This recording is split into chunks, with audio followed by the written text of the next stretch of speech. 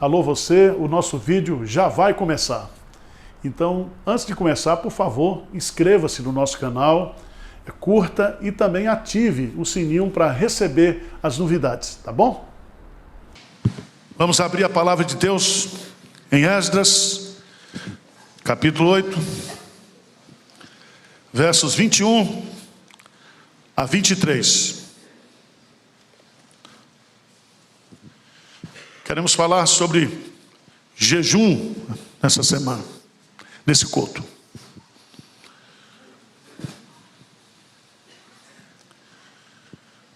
É bíblico convocar a igreja para jejuar? É bíblico isso, não? É coisa de neopentecostal? Convocar a igreja para 14 dias de oração e jejum, isso não é reformado? Isso não é bíblico? Algumas pessoas me criticaram essa semana dizendo: Jesus nunca fez campanha de oração, de jejum. Nos escritos de Paulo, nos escritos de Pedro, nos escritos de João, não existe por parte dos apóstolos de nenhuma convocação para 2 semanas. Eu fiquei arrasado. E eu fiquei pensando, será que eu estou convocando o povo para fazer algo que não está na Bíblia? Orar e jejuar? E eu fiquei zangado no Espírito Santo, certo? Aí eu fui estudar esse assunto, rever meus conceitos. Eu tinha plena certeza que é bíblico. E eu queria nessa manhã persuadi-lo, ou que o Espírito Santo possa nos persuadir, para que você possa participar dessa campanha. Amém? Esdras, capítulo 8, 21 a 23. Vamos ler juntos? Então apregoei ali um jejum junto ao rio Ava, para nos humilharmos perante o nosso Deus, para lhe pedirmos jornada feliz para nós, para nossos filhos e para tudo que era nosso. Porque tive vergonha de pedir ao rei exército e cavaleiro para nos defenderem do inimigo no caminho, porquanto já havíamos dito: a boa mão do nosso Deus é sobre todos os que o buscam, para o bem deles, mas a sua força e a sua ira contra todos os que o abandonam. Versículo 23, bem forte. Nós, pois, jejuamos e pedimos isto ao nosso Deus, e Ele nos atendeu. Amém? O que é o jejum, irmãos? Jejum não é dieta. Tá certo? Então você vai começar agora dia 5, aí você bate uma foto antes. Aí no final do jejum, você diz depois. Jejum não é penitência. Tá certo? Eu pequei e agora eu vou me purgar os meus pecados, fazer uma penitência. Como 20 Ave Maria, 20 Pai Nosso. Não, não é isso. Jejum não é isso. Jejum não é barganhar com Deus. Eu vou jejuar para que a minha vontade seja feita nos céus. Você já sabe. E você já ora todo dia. Seja feita a tua vontade, assim na terra como nos céus. Jejum, a palavra no hebraico significa restrição. Sentido etimológico da palavra. Eu me restrinjo da comida, da bebida ou de qualquer outra atividade para me dedicar à oração, a buscar a Deus em oração. A linguagem de John Piper é fome de Deus. Eu não estou procurando as coisas, mas eu estou procurando Deus. Deus é o objetivo maior do meu jejum. Eu quero me humilhar diante de Deus, eu quero me aprofundar na minha relação com Deus. Eu quero dizer para Deus que Ele é tudo para mim, que não há prazer na minha vida maior do que estar na presença dEle, do que buscar a sua face. Amém?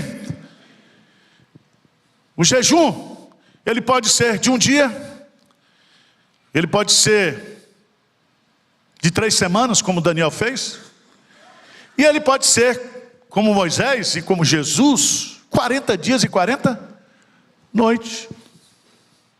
Esse é o mais perigoso, porque se você fizer de 40 dias e 40 noites, o seu organismo vai entrar no processo de decomposição. Mas alguns fizeram.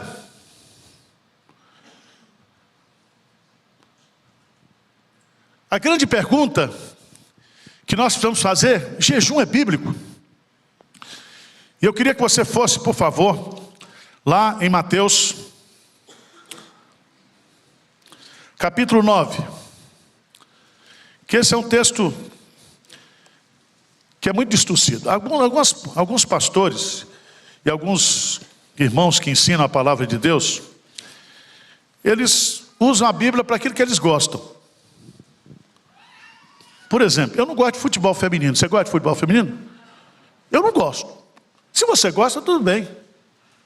Eu não gosto. Eu não gosto de UFC. O cara ganhou aquela faixa de campeão, está com a mandíbula, está com o olho furado, perdeu a visão, e o cara está lá. Ele está lá não por causa do título, ele está lá porque dá grana. Minha avó dizia: não gosta, come pouco. Gostou, come muito. Mas é interessante que alguns pastores, quando eles gostam de uma coisa, eles exageram na Bíblia. Quando eles não gostam, eles ficam arrumando defeito na Bíblia. Veja lá, em Mateus capítulo 9. Por favor.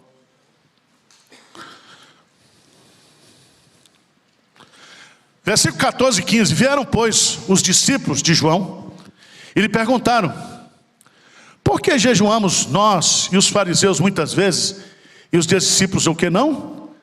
Jejuam. Vamos ler juntos? Versículo 15.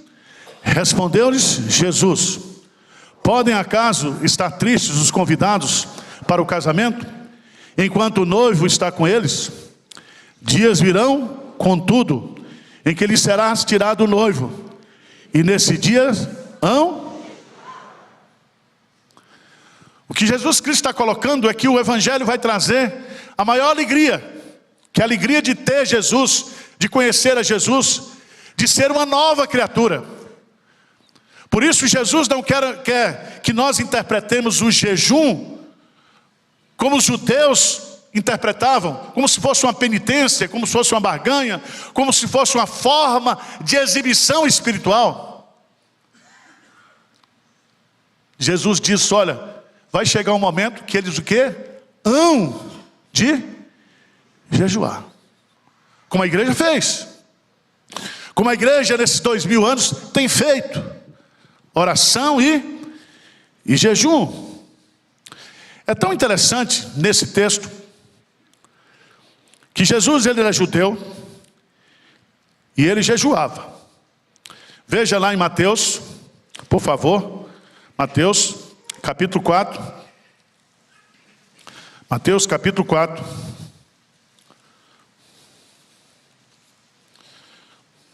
Versículo 2. A seguir foi Jesus levado pelo Espírito ao deserto para ser tentado pelo diabo. E depois de jejuar 40 dias Jesus então jejuou. Jejuou ou não jejuou? Se Jesus jejuou, ele nos deixou o exemplo. Veja lá em Mateus capítulo 6. Mateus capítulo 6.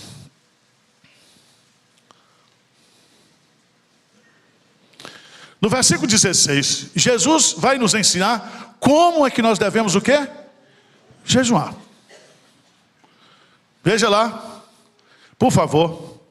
Quando jejuardes, não vos mostreis contristados como os hipócritas, porque desfigura o rosto como o fim de parecer aos homens que, em verdade, vos digo que eles já receberam Tu, porém, quando jejuares, unges a cabeça e lava o rosto, com o fim de não parecer aos homens que jejuais, e sim ao teu Pai em secreto. e teu pai que vem em secreto, o que te recompensará. Você não vai jejuar para mostrar para os outros que você é o que? Mais o que? Espiritual. Como aquele publicano, jejum toda semana. Eu não sou como esse fariseu, eu dou dízimo.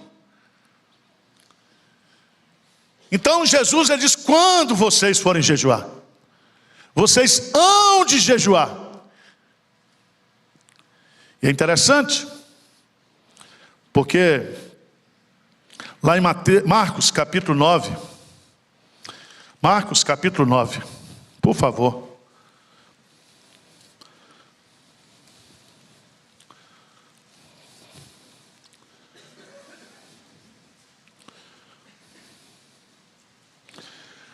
Marcos capítulo 9, versículo 28 e 29. Os discípulos tentaram expulsar o demônio de uma criança, e eles não conseguiram. No versículo 28 e 29, o que diz aí? O que diz?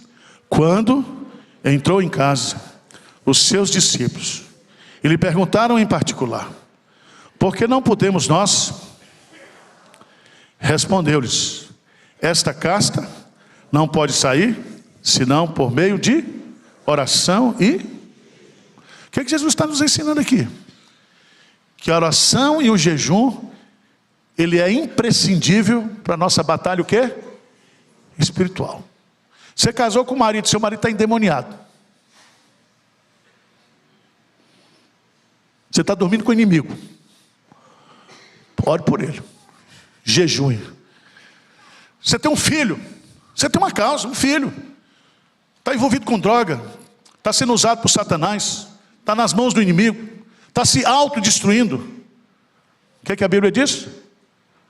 Jejuar e... A forma de nós obtermos o poder espiritual é oração.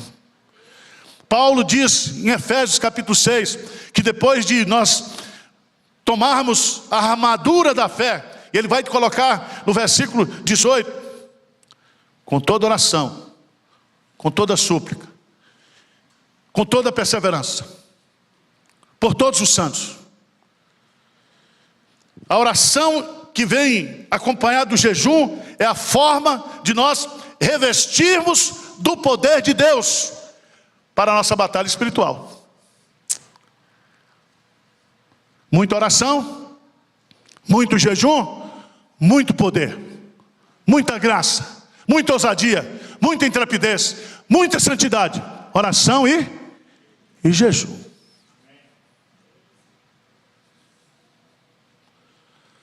Mas vamos para o texto básico, que eu sou um expositor da palavra. Não parece não, mas sou. Vamos para o texto de Esdras. E aqui eu quero destacar 4 pontos importantes sobre esse assunto. Esdras, capítulo 8. Em primeiro lugar, vamos observar aqui no texto, Esdras, capítulo 8. Quem foi que convocou o jejum? O que diz aí? Esdras capítulo 8, versículo 21, diz assim: então apregoei ali um jejum. Quem foi que apregou? Esdras. Esdras. Então todo líder espiritual, todo crente, ele pode apregoar um jejum na sua vida, para si mesmo, e se ele for líder espiritual, ele pode apregoar para a igreja. Quando Josafá, lá em 2 Crônicas capítulo 20, ele é ameaçado por todos os seus inimigos, e ele observa que vem contra ele uma grande multidão, e ele reconheceu que não havia nele poder, ele reconheceu que ele não sabia o que fazer. Então Josafá, ele apregou um grande jejum em Jerusalém e convoca todo o povo de Deus, grandes e pequenos, homens e mulheres, novos e velhos, para clamar ao Senhor, para buscar o Senhor. E ele diz para Deus: Senhor, a nossa esperança está no Senhor. No Senhor. Esdras sabia que Deus é soberano. Sabia ou não sabia? Será que Esdras era calvinista? O que vocês acham? Era reformado? Se você for para o capítulo 1 de Esdras, você vai compreender que Esdras, ele relata aí que a reconstrução do povo era um ato da soberania de Deus. Era um ato da soberania de Deus. Que Ciro era um instrumento da providência de Deus. O povo estava sendo trazido para Jerusalém. A primeira leva já veio sobre a orientação do profeta Zacarias, do líder Zacarias. E é tão interessante, e nós precisamos aprender isso. Zorobabel trouxe a primeira leva no ano de 586. 59 anos se passaram. E agora o rei convoca, chama Esdras. E agora Esdras, com aproximadamente 8 ou 10 mil pessoas, ele vai para Jerusalém com os levitas, com os sacerdotes, com os bens. Ele estava carregado de bens, de madeira, de ouro, de pedras preciosas. Ele estava acompanhado de crianças. Ora, meus irmãos, naquela época, essa viagem era uma viagem perigosa. Nenhuma pessoa poderia fazer aquela viagem sem a proteção de uma guarda de exércitos. O caminho era perigoso. Havia muitos bandidos, muitos assaltantes, muitos estupradores. Por isso que o pedido dele é para que eles pudessem ter uma jornada feliz, né? E ele pede uma jornada feliz para ele e para os nossos o quê? Filhos. Vocês estão entendendo, gente? Então, Esdras convoca.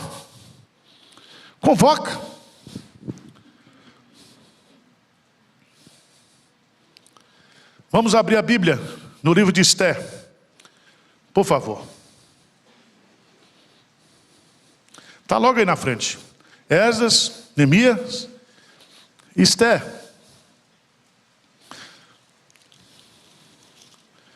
Veja no capítulo 4.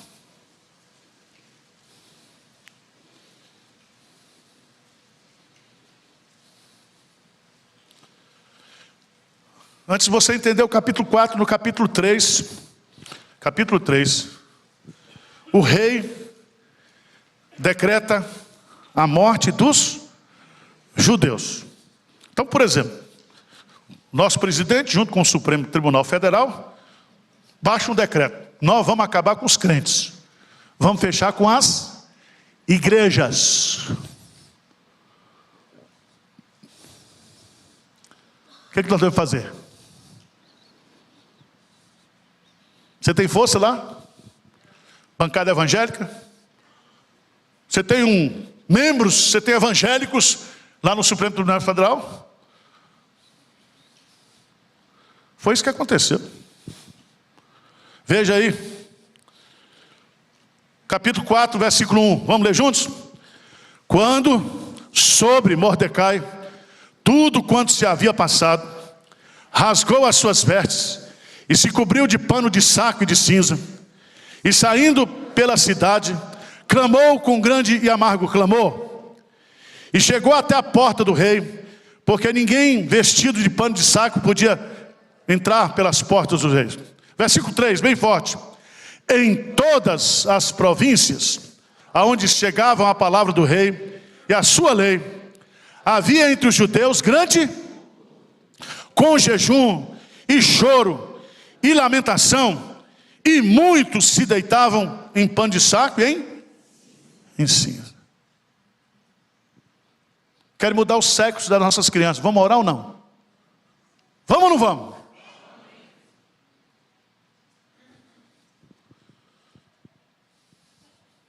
É desse jeito. Os nossos princípios de liturgia dizem que a igreja presbiteriana do Brasil deve convocar um dia de jejum em tempos de calamidades. Você acha que nós estamos vivendo calamidade hoje ou não?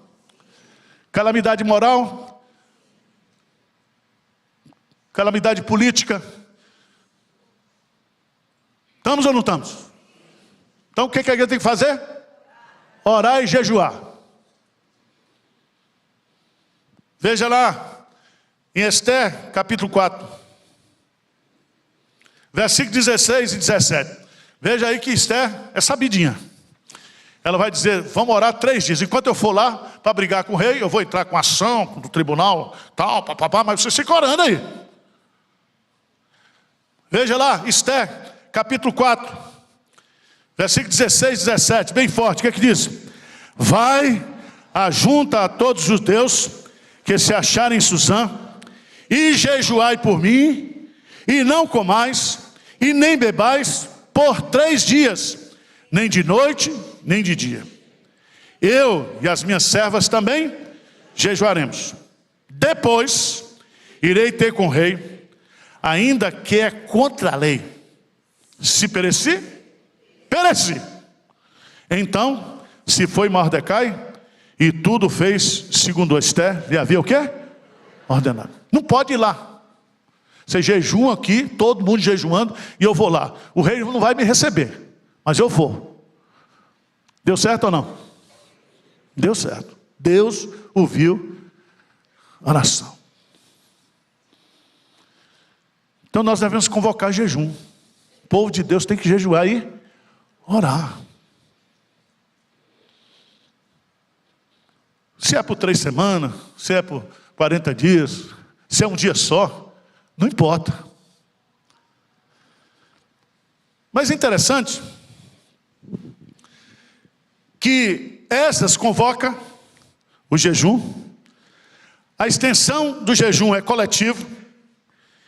Ele estava orando e convocou todo o povo para orar com ele. Abra sua Bíblia, por favor. Lá em Atos dos Apóstolos, capítulo 13. Atos dos Apóstolos, capítulo 13. Por favor. Nos versículos 2 e 3, o povo de Deus, a liderança de Deus, os apóstolos, a igreja do Senhor, estava precisando de liderança espiritual. Eles iam começar um projeto de missões transculturais. Eles queriam que o evangelho fosse levado a todas as nações. E diz o texto, no capítulo 13, versículo 2. Vamos ler versos 2 e 3, o que é que diz? E servindo eles ao Senhor, e jejuando, disse o Espírito Santo, separai-me agora Barnabé e Saulo, para obras que eu tenho. Então, jejuando e orando, e impondo sobre eles as mãos, o que? É jejum para pedir oração, é jejum para enviar. Deu para você ou não? Quem fez isso? A igreja. A igreja toda, orando e jejuando. Buscando a direção de Deus. Para onde é que nós vamos, Senhor? É com galpão, sem galpão? É obra missionária? É para lá, é para cá? É desse jeito.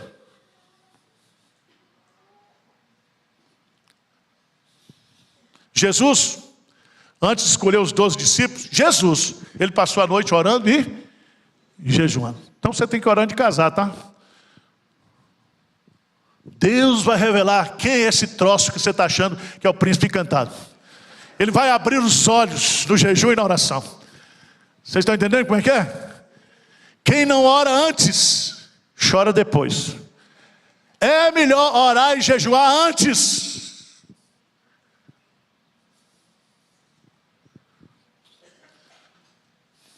Uma coisa muito importante que eu queria destacar, que é um padrão da igreja primitiva, que nós não usamos aqui em Pinheiros. Eu já briguei com isso, mas não consegui implementar até hoje. Atos dos Apóstolos, capítulo 14. Os discípulos estabeleceram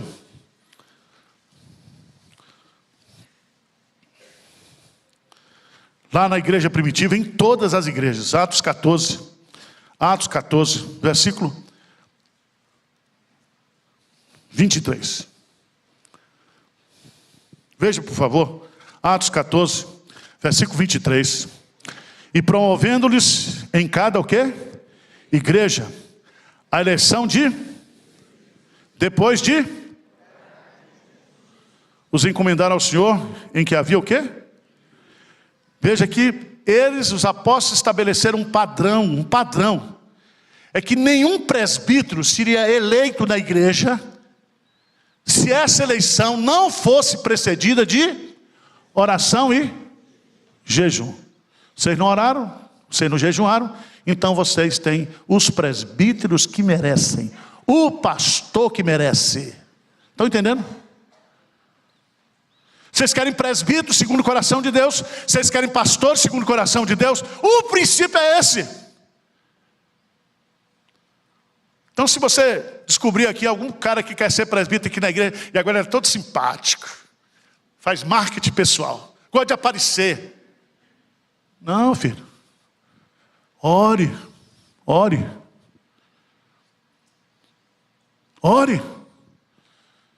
Quando a igreja ora, quando a igreja jejuma, ela tem comunhão com Deus, ela tem discernimento o quê?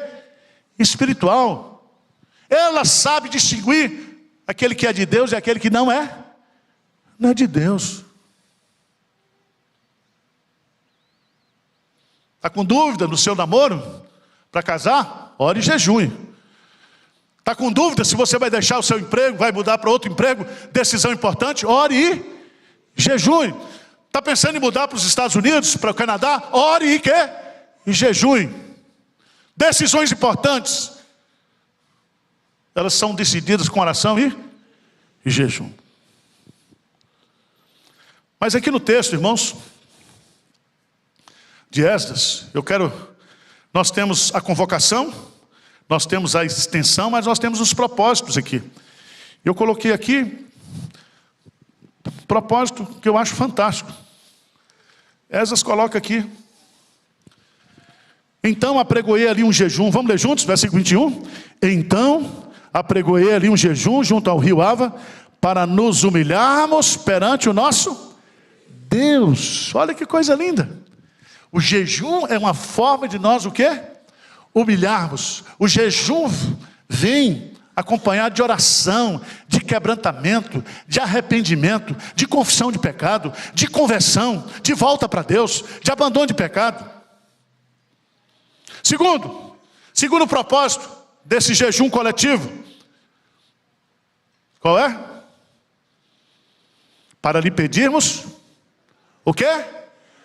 Jornada feliz para nós e para os nossos filhos. Olha que coisa linda, irmãos. Nós vamos fazer essa viagem é perigosa, e nós precisamos da proteção de Deus. Nós precisamos que o Salmo 121, que as promessas do Salmo 121 se cumpram nessa jornada. Eu quero uma jornada feliz, eu quero uma jornada abençoada. Eu quero para mim e para os nossos o quê? Filhos. Irmãos, se nós como igreja não nos levantarmos em oração e jejum pelas novas gerações do nosso país, essas novas gerações serão destruídas. Só Deus. É uma coisa maquiavélica, demoníaca.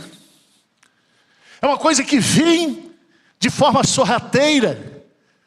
Nós vamos ensinar agora, o novo governo vai ensinar educação sexual para as nossas crianças. Que educação social? Que educação sexual? Vão ensinar o quê? Promiscuidade. Vão ensinar ideologia de gênero. Vão tentar destruir o futuro dos nossos filhos e da nossa nação. O que a igreja tem que fazer? Orar e agir.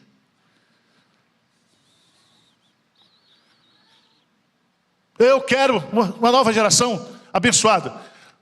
Você tem que ir como pai orar pelos seus filhos.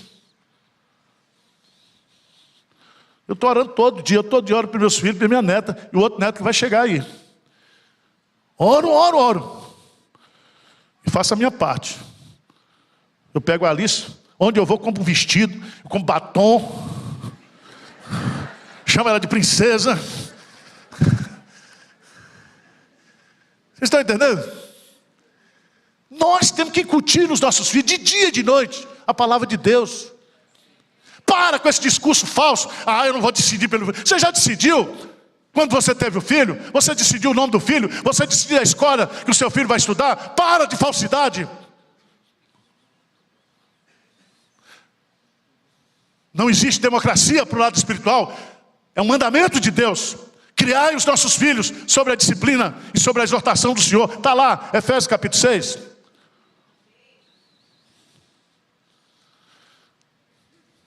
Propósito, nos humilharmos perante o Senhor. Buscar o favor de Deus, uma jornada feliz. Também, irmãos, ele busca o jejum, sabe por quê? Porque ele estava com vergonha de pedir ao rei, porque ele tinha dito para o rei: nós somos crentes, somos reformados, cremos na soberania de Deus, Deus vai contigo, diante, da frente, por trás, do lado. Falou tudo isso para o rei. Ele não arroba lá e disse: não, nós não precisamos de segurança não, nós somos o povo de Deus, o povo escolhido. Não foi? Ele disse: gente, eu convoquei, sabe por quê? Que eu estava com vergonha. Então tome vergonha, meu irmão. Sabe o que está faltando hoje para o povo de Deus? Vergonha.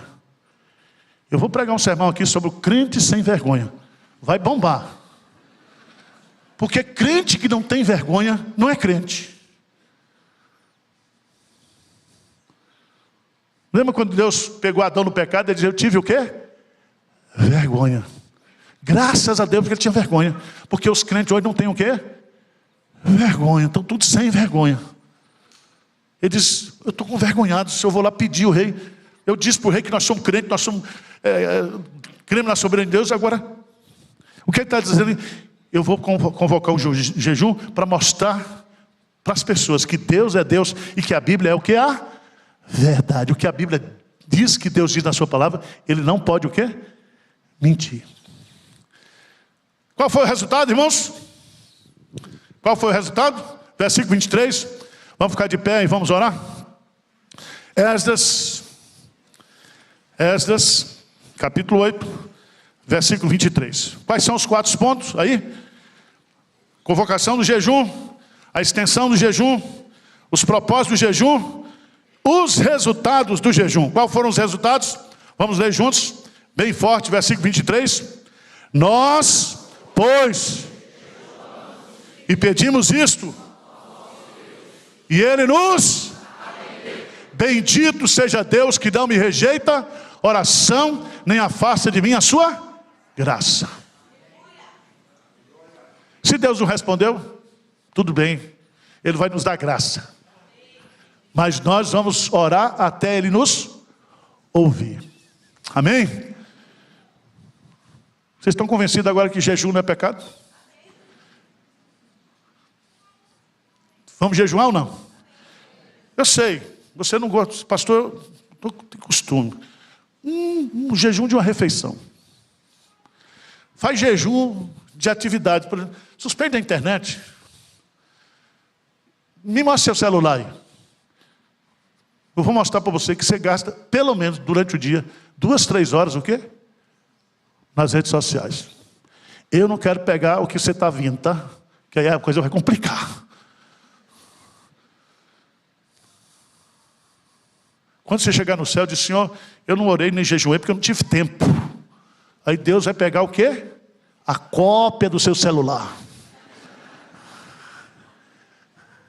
Está tudo lá. Não tenho tempo. Não tenho tempo. Não, meu filho. Ora, jejum significa o quê? Restrição. Eu vou me restringir para me dedicar a isso. Amém?